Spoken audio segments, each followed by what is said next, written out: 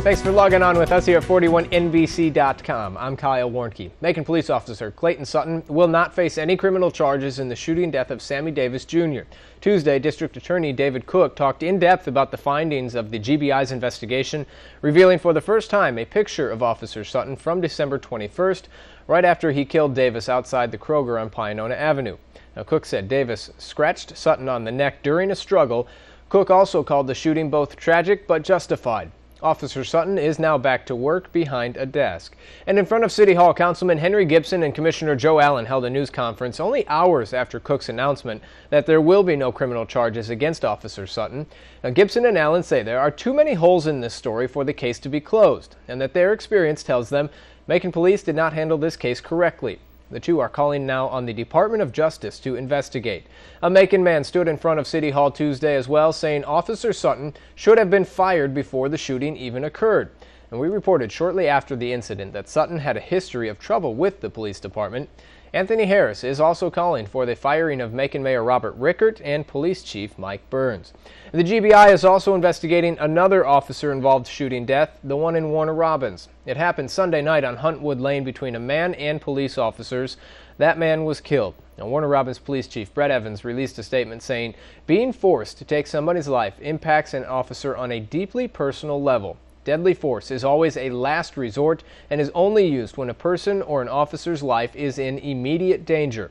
I have full confidence the GBI will conduct a thorough investigation of this incident. I stand in firm support of our officers." Evans also added his prayers are with all family members involved, and this investigation is still active. Two Forsyth City Council members are charged with accepting bribe money in exchange for city bids. On Monday, FBI agents arrested Councilman Desi Hansford. Tuesday, Councilman James Calloway was formally indicted.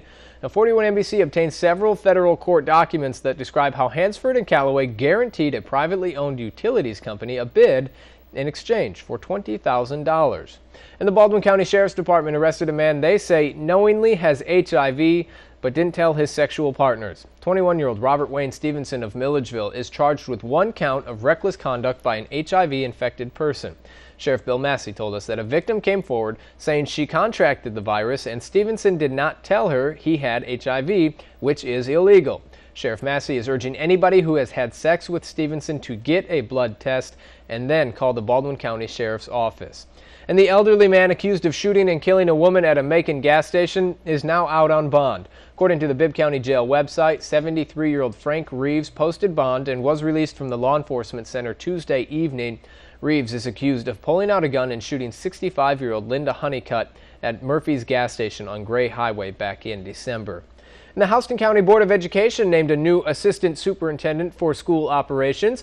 Cindy Flesher will take the seat at the end of May. Flesher says that she's excited and honored and that it's humbling to be chosen for this position. Now, Flesher is already in the Houston County school system as the Executive Director of Elementary Operations. And be sure to join us on the air for the news tonight at 6 and 11. Happy Wednesday, everybody.